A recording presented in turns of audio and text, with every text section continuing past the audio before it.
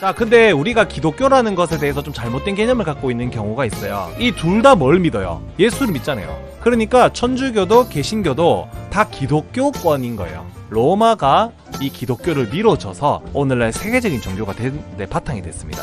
이 기독교라고 하는 것은 로마 제국의 곳곳에 퍼집니다. 황제와 국왕을 이 교황이 직접 인관을 합니다.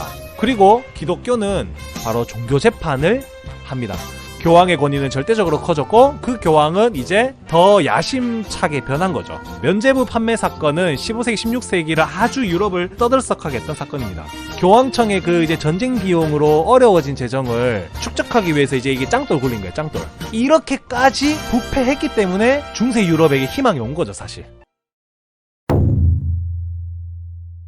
근데 그런 로마 가톨릭의 권위에 도전해서 반기를 든 사건이 중세시대 때 2번 있었어요. 2번. 자, 무슨 일이 있었을까요?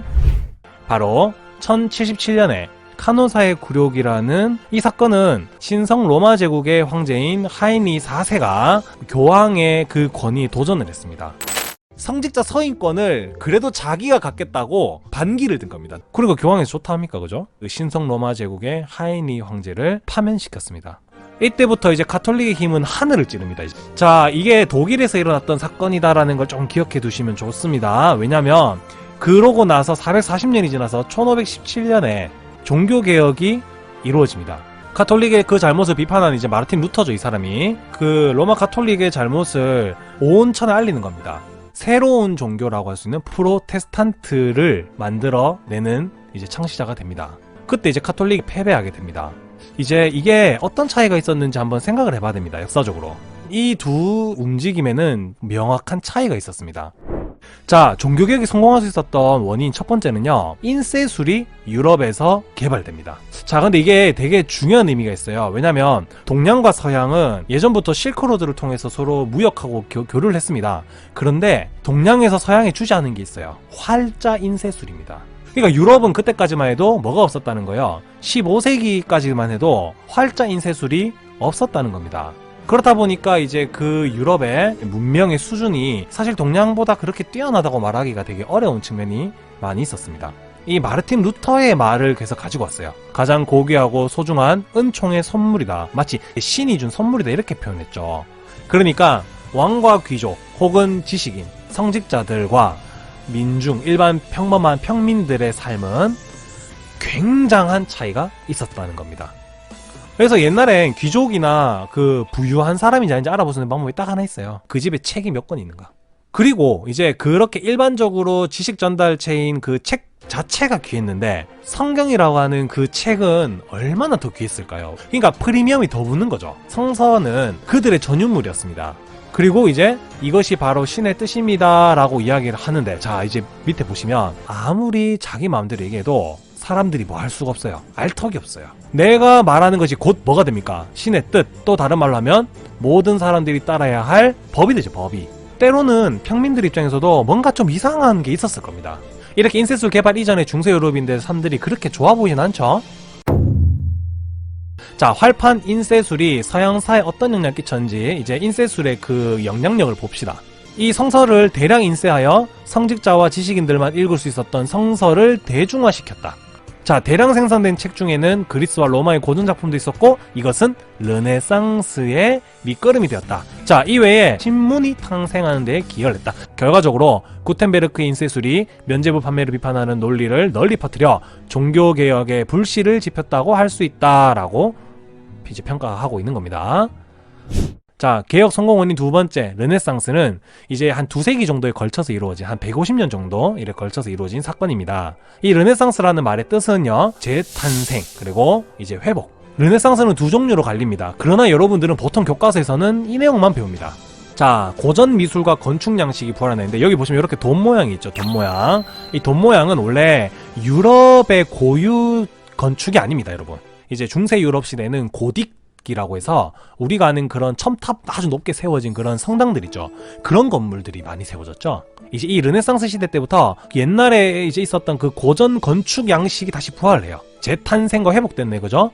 이제 이게 바로 공건적 르네상스입니다. 그런데 휴머니즘이 바로 이 르네상스에서 탄생해요. 과거의 중세 유럽의 잘못을 뜯어고치고 유전무죄, 무전유죄 같은 이런 사회 사건을 개혁시키고 짓밟힌 인권을 다시 회복하는, 그래서 휴머니즘의 부흥을 이끄는 사람들이 이제 인본주의 사상이 이제 그때부터 이제 흘러넘칩니다. 인간을 중심으로 한 이제 그 사람이 중심이 된 문화와 그리고 예술, 그리고 어떤 여러 가지 이제 문학들이 발전하면서 인문학이 그때부터 발전한 거예요. 사람이 살아가는 이제 이 세상에 신학보다 실학이 이제 그때부터 중요히 각광받기 시작해요. 그러면서 어떻게 된다는 거예요? 자연과학이 발전하는 토대를 마련했으니까 오늘날 우리가 편하게 사는 건 사실 이 르네상스 덕분이다.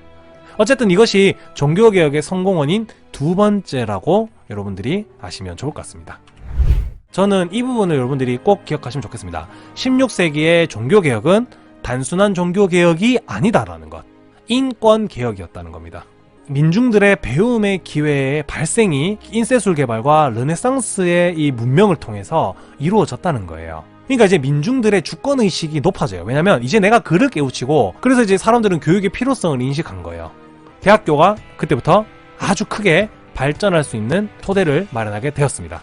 그러니까 인권개혁은 종교개혁에만 영향을 미친 게 아니라 근대 유럽 사회에 엄청나고 무한한 발전, 그래서 오늘날 거의 전 세계를 문화적으로 집어삼킨 미국이라는 그런 대형 괴물을 탄생시켰고, 그런 시작이 된 것이 바로 또 이거라고 볼 수 있기 때문에 그냥 단순히 종교개혁을 우리가 치부하지 말자는 거예요. 두 번째, 카톨릭에 의존해야만 했던 사회구조 개혁이 가능해져서, 자, 그래서 독립할 수 있었던 거예요. 세 번째입니다. 표현의 자유. 자, 이제 예술로 이제 대명사가 될 수 있겠는, 맞죠? 그 표현의 자유. 옛날에는 이게 종교 재판이 있었죠. 갈릴레이가 지구는 돈다라는 말 한마디 했다가 죽을 뻔했죠, 그죠? 그러니까 이제 그것만 봐도 표현의 자유는 없었던 시대가 바로 중세사회였다는 거 우리가 알 수 있는 거 아닙니까, 그죠? 이제 휴머니즘이 이제 도래하면서 열어버린 거죠. 자, 그리고 과거에 훌륭했던 제도 부활의 신호탄. 자, 이거는 무슨 말씀을 드리고 싶은 거냐면, 과거에 훌륭했던 제도가 뭐가 있었죠? 헨성기린의 인문학 토크를 처음부터 보신 분은 아실 텐데, 공화정, 그리고 민주정. 더 이상 왕과 귀족에게 무조건 단지 억눌리기만 하는 사회는 흘러가는 겁니다. 교과서에서 한 페이지만 갖고 지나가면 여러분들에게 와닿는 게 너무 없었을 것이라고 저는 생각합니다. 자, 오늘의 교훈 말씀드리고 마칠 수 있도록 할 건데요. 첫 번째, 배움은 이렇게나 중요하다라는 사실입니다. 우리는 지금 배우는 걸 너무나 귀찮아하는 시대가 아닌가 싶습니다. 그 배움의 소중함을 잘 모르는 시대가 온 거죠. 왜냐면 태어나서 조금 세상을 알만하니까 한 4살, 5살 때부터 어디 보내요? 이제 뭐 공부하라고 영어 스쿨 보내쁘고 초등학교 가잖아요. 아직 배움의 필요성을 깨닫지 못한 채로 배움의 강요를 받다 보니까 우리는 배움을 싫어하고 그것을 어려워하는, 배우지 못해서 이런 시기를 보낸 그들처럼 살고 싶지 않다면 배움을 멈춰서는 안 되는 겁니다. 어쩌면은 배움이 아예 이들에게는 박탈돼 있었지만, 그래서 그냥 그런 시대에 살았지만, 우리는 이제 자발적 이 농민들 같은 삶을 살지도 모르는 겁니다. 배움을 뭐 하면요? 게을리하고 등한시하면. 네, 그리고 두 번째입니다. 예나 지금이나 홍보가 중요하다. 사실 헨성기린 방송이 아무리 좋고 유익한 컨텐츠를 다루면 뭐합니까? 마치 카노사의 굴욕을 당하듯이 전 유튜브의 굴욕을 당하고 있는 것 같아요. 좀 영상 올라가면 여러분 본방 보신 분들 다 영상 안 보셔도 좋으니까 이 컨텐츠가 뭔 내용인지 아시잖아요. 그러면 좀 좋아요랑 댓글 정도 좀 달아주시면 어떨까요? 그래서 본방을 시청했는 사람인데 뭐 이런 내용이 좋았다 이런 것 좀 적어놔 주시면 이 영상을 그냥 훅 지나가지는 않지 않을까요? 자, 세 번째입니다. 힘들게 얻은 권리는 잘 지켜야 한다 입니다. 우리가 이미 겪은 역사 아닙니까? 일본에게 우리의 자주권을 뺏기고 나니까 그걸 찾을 때까지 35년 동안의 그렇게 모진 세월의 고통이 있었고, 그 세월 안에 많은 무고한 희생들이 있어졌습니다. 그리고 그걸 통해서 얻고 나니까 또 그게 쉽지 않죠.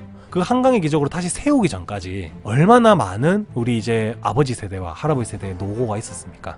우리의 잘못된 선택이나 우리의 모자란 배움으로 인해서 우리의 권리를 쉽게 남에게 팔아버리고 넘겨버리면 우리는 또다시 어두운 시대를 또 겪고 지나갈 수 있다는 것.